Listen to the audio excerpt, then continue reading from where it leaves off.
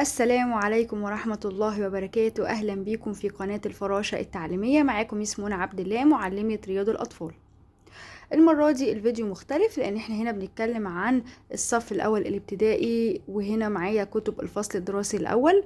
دي الكتب اللي الطفل بيستلمها من المدرسة مع بداية السنة الدراسية. هنا عندي كتب اللغة العربية، كتاب اللغة العربية والتقييمات الخاصة بيه، كتاب الإنجليزي والتقييمات الخاصة بيه، وكتاب الماس والتقييمات الخاصة بيه لو هو لغات أو تجريبي، وكمان ديسكفر والتربية الدينية الإسلامية، وكمان الكونكت بلس. فهنا دي مجموعة الكتب اللي بتكون مع الطفل على مدار الفصل الدراسي الأول، اللي بتقيم فيها وبياخد الدرجات، وبيكون لازم ليه نسبة حضور 60% على مدار الفصل الدراسي. فهنا عندي أول حاجة، هنا عايزين نعمل نظرة سريعة على الكتب. عندي أول حاجة هنا كتاب اللغة العربية. فهنا الطفل طالما عارف الحروف هيعرف هنا يحل الكتاب، عارف كمان الفتحة والضمة والكسرة والسكون والحاجات دي كلها لازم عشان يعرف بعد كده ان هو يقرأ الأسئلة. عندي هنا مثلا الكتاب اللغة العربية شامل بعض الوحدات، عندي 4 وحدات هنا، وهنا في كل وحدة في قصة استماع بتكون موجودة آخر الكتاب بالشكل ده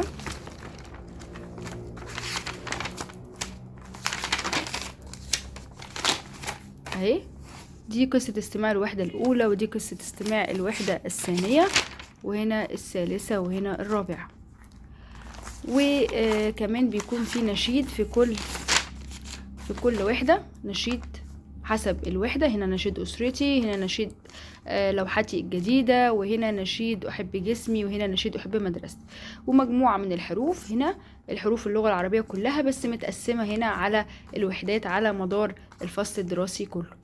واخر الوحدة بيكون في تقييم للوحدة الأولى، تقييم الوحدة الثانية. طيب لما بيكون هنا في تقييم، ده تقييم على الوحدة كله. طيب التقييم الخاص بكل درس بقى بيكون فين؟ بيكون في كتاب التقييمات. فكتاب التقييمات ده مهم جدا، المفروض الطفل بيفضل محافظ عليه، لان ده اللي بيكون فيه كل درجات الطفل على مدار الفصل الدراسي. طب تعالوا نشوف كده كتاب التقييمات عامل ازاي. هنا مثلا اول حاجة آداب الفصل. فهنا عندي الفترة الأولى تعارف وآداب الفصل. هنا بيكون في أداءات صفية، الجزء ده أداءات صفية، يعني الطفل ده بيعمله مع الإيه؟ مع الميس في الفصل. طب وهنا أداءات منزلية، ده الطفل بيعمله في البيت بمساعدة ماما. فهنا نركز كويس جدا على كل صفحة أو على كل درس بيكون في إيه؟ تقييم. التقييم ده اهو عليه درجات، الميس بتدي الدرجات وبتضع في الدفتر الخاص بالدرجات اللي هي التقييم في ايه؟ الدرجات في وقتها لكل درس. عشان كده حضور الطفل مهم جدا للتقييم اول باول. ده تقييم يومي، مثلا خد ده النهارده فخلصه، فبدا ان هو يحله في كتاب التقييمات، فبدا يحله في البيت، الميس علمته تاني يوم بدا ياخد حاجه جديده، زي مثلا هنا تهيئه الوعي البصري اهو. تهيئة الوعي البصري اهي الصفحة الخاصة بيها، حلها في المدرسة وفهم، لان دي حاجات اصلا يعني خفيفة جدا، وكان واخدها في كي جي 2 لاني بسيطة وسهلة. هي تهيئة وعي بصري زي نصف الصورة، بيبدأ ان هو يوصل خلاص خلصوا في الفصل، نبدأ هنا نروح البيت ونكتشف 3 اختلافات ونعمل عليهم دائرة اهو، وبتبدأ الميس تاني يوم تديله الدرجة. طيب دي حاجات خاصة بالأول كتهيئة للطفل كبداية في بداية العام الدراسي. في الآخر في تقييم أسبوعي، بيكونوا 3 مجموعات. الميس بتبقى أول السنة مقسمة الأطفال ل3 مجموعات، وبيكون حافظ مجموعته خلاص. المجموعة دي هو حافظها فخلاص بيحلها على طول. هنا حلل كله، لكن هو لأ، المفروض هي مجموعة واحدة بس الطفل بيختارها وبياخد عليها الدرجة. ده تقييم كل نهاية أسبوع. طيب يبقى كده ده خلصناه. طيب هنا تهيئة الكتابة. طيب عايزين نشوف وحدة بقى من الوحدات، يعني مثلا هنا نص الاستماع اهي القصة، خلاص عرف القصة. تعالوا نشوف الوحدة الأولى سريعا كده. فهنا اهي الوحدة الأولى أسرتي، ودي التدريبات على القصة اللي هي بتكون خلف الكتاب القصة، وقراها وعرفها يبدأ يحل التدريبات الخاصة بيها هي مع الميس في المدرسة. وبيبقى فيه نشاط برضو هو مع الأصدقاء، بعد ما بيرسم بيشوف مين اللي بيساعده، بيشاركوا مع الأصدقاء حسب النشاط اللي مذكور. يبدأ هنا اهو أداءات الصفية، يبدأ يحل النشاط الخاص بنص الاستماع. بعد كده أداءات منزلية في البيت اهو، يحله مع ماما في البيت، مش عارف مثلا رأس السؤال بيقول ايه فماما تقراه له ويبدأ ان هو يحله، ياخد عليه الدرجة تاني يوم لما يروح، وهكذا. وده خاص بالنشيد، وده خاص بالحرف الألف اهو، ده النشيد وده حرف الألف، ويبدأ يتقيم على حرف الألف اهو. خلاص، ده أداءات صفية وأداءات منزلية في البيت مع ماما. فهنا احنا مركزين كويس جدا ان هنا أداءات صفية في المدرسة مع الميس وبياخد عليها الدرجة، بعد كده أداءات منزلية في البيت وبياخد عليها الدرجة لما بيروح تاني يوم، واخر الاسبوع بيكون في تقييم اسبوعي للمجموعة يبدأ يحلها لوحده. ولو هو مش عارف رأس السؤال كويس الميس ممكن تقدر ان هي او تبدأ ان هي تقراه له ويبدأ ان هو يحل. تمام. طيب دي كده خلصنا الاسبوع وتقييم تقييم اسبوعي. نيجي للاسبوع اللي بعده، هنبدأ ناخد حرف جديد، حرف كمان، واهو حرف، وبعد كده نبدأ نقيم اخر الاسبوع. فهنا اللي بناخده هنا هنحله وهنعرفه مع الميس كويس، هنبدأ هنا نطبقه مع الميس برضو في المدرسة، وهنبدأ نحله مع ماما في البيت. فكده خلاص تمام. ده موجود بقى في كل الكتب، موجود في كتاب الماس، موجود في كتاب اللغة الإنجليزية. هنشوف مع بعض كده سريعا عشان مش عايزة أطول عليكم برضو. فهنا كتاب اللغة الإنجليزية أهو، يبدأ الطفل هنا يعرف بعض الحاجات. بس هنا أهو نيجي لفهرس الكتاب أهو الوحدة الأولى، الوحدة التانية، يونت 2، يونت 3، يونت 4، يونت 5، يونت 6. فهنا بعض الحاجات برضو يعرفها الطفل، بعض الحروف اهو، language، الفونكس اهي، دي كلها حاجات هيعرفها الطفل على مدار الفصل الدراسي الأول. طيب عرف الحاجات دي هيبدأ يطبقها في كتاب التقييمات الخاص بالايه اهو، عرفها مع الميس في المدرسة، بدأ يحل معاها، خلص الحرف مثلا، يبدأ يطبقه بقى في كتاب اللغة الإنجليزية الخاص بالتقييم اهو مثلا lesson 1 اهو، يبدأ يحل. ده موجود اهو كلاس روم، ده في الفصل، وده اكتيفيتي برضو تاني في كلاس روم. يجي بقى الهوم وورك الاكتيفيتي اهو في البيت، هيكتب اسمه في البيت. يجي برضو lesson 2 اهو، الجزء الخاص بالمدرسة بالكلاس روم، بعد كده يجي يبدأ يحل ده مع ماما. فمهم جدا تعرفي ان طفلك بيحل جزء في المدرسة وجزء معاكي في البيت، لازم يكون متأسس وعارف كويس، عارف حروف، عارف كلمات، لان يكون عنده حصيلة لغوية. ده هينفعه جدا خاصة لو هو تجريبي او لغات، لان الكلمات كتير والمنهج مش قليل، المنهج صعب شوية، لازم يكون في استيعاب للطفل ويكون عارف حاجات كتير. فبيكون هنا في 6 وحدات في اللغة الإنجليزية، وده للعربي والتجريبي على مدار السنة. اللي بيفرق بس العربي عن التجريبي ان هنا بيكون في بقى الماس، هنا ماس، اما في التجريبي بيبقى رياضيات. فهنا الماس اهو، برضو عندنا الماس مش صعب برضو، يعني عبارة عن ارقام، عد اللي هو الاديشن والسبتراكشن، بسيط يعني، مش الاوردينال نمبرز اللي هي الاعداد الترتيبية اهو، والباك وايه كمان، والفرونت امام والخلف، ويعد هو الكم من الخلف والكم من الامام، الحاجات دي كلها. فلازم يكون مركز كويس. فبسيط مش صعب، بيبدأ يصعب شوية في الفصل الدراسي الثاني. فهنا عندي اهو، تعالوا نشوف مثلا حاجة من الحاجات. ده الكتاب العادي، ده الماس الكتاب العادي اللي بيكون برضو في المدرسة، بيكون فيه شرح، بيحل بعض التمرينات مع الميس، وبعد كده بيبدأ يحل في كتاب التقييم. تعالوا نشوف مثلا درس من الدروس ده، مثلا let's count، تعالوا نعد. هنا هيبدأ يعد ويكتب الرقم اهو، يعد ويكتب الرقم. هنا برضو يجي بقى هنا في كتاب التقييمات اهو بيعد برضو اهو، ده خاص بالكلاس روم زي ما احنا شايفين، اللي اتطبق يعني ده متطبق في الكل، في اللغة العربية، في اللغة الإنجليزية، في ايه، في الماس. فهنا عندي اهو ده خاص بالكلاس روم، هيبدأ يحل وياخد عليه الدرجة في وقتها لغاية هنا. بعد كده ده الهوم وورك في البيت اهو، ده الهوم وورك الخاص في البيت، ويبدأ ياخد الدرجة برضو عليه. فلازم نكون مركزين كويس جدا ان الطفل محصل كل الدرجات التقييم عشان يكون تمام طول الفصل الدراسي مع حضوره. هنا اهو، وده بقى اهو ده تقييم الاسبوعي ويك 1 اللي هو الاسبوع الاول، ده موديل ايه مثلا اهو، يبدأ ان هو يحل الجزء ده ايه. تمام، حسب المجموعة الخاصة بيه. فده كتاب التقييم اهو، شفناه سريعا.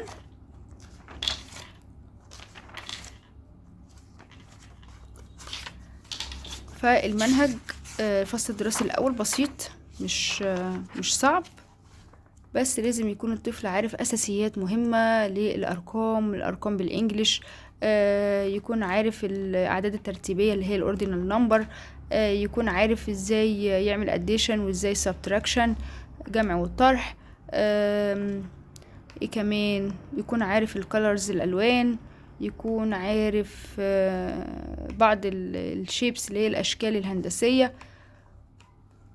وبس، دي حاجات بسيطة وسهلة. تمام، يبقى كده احنا شفنا التقييم وشفنا الكتاب العادي للماس. تمام، طيب نيجي بعد كده بقى للديسكفري ده كتاب أنشطة، بيكون مجمع بقى الأنشطة اللي هو العلمية اللي هي أو التاريخية، بعض المعلومات التاريخية، بعض المعلومات البسيطة للحيوانات، دورة حياة مثلا النبات، الإنسان، يعني بعض المعلومات والأنشطة اللي الطفل بيعرفها. ملحوظة مهمة جدا بخصوص كتاب الديسكفر ده مجمع الفصل الدراسي الأول والفصل الدراسي الثاني، يعني لازم نحافظ عليه كويس إن احنا يكون مع الطفل، لأن ده هيكمل معاه الفصل الدراسي الثاني، يعني هو ترمين حتى اهو، ده الترم الأول مثلا. نيجي من أول فين بقى الترم الثاني اهو،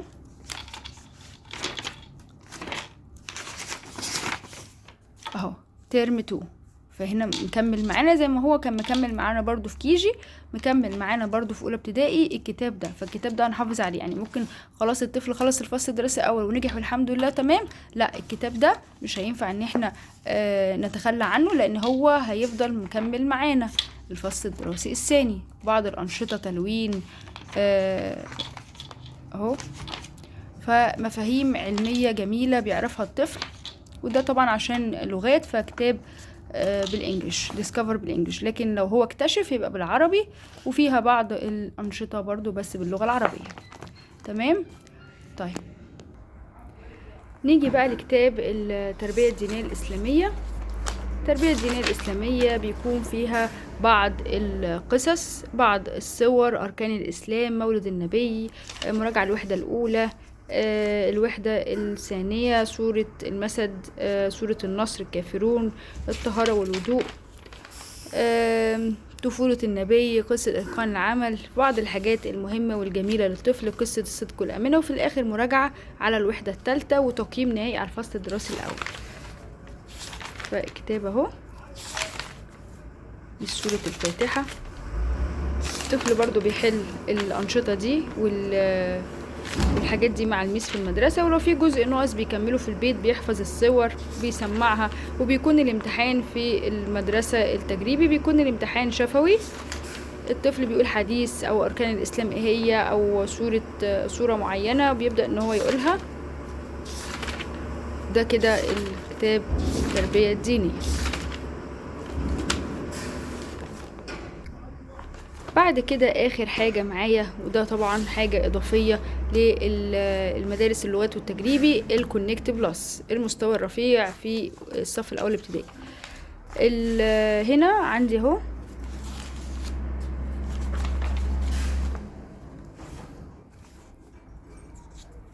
عندي برضو 6 يونتس، 6 وحدات في الكونكت بلس.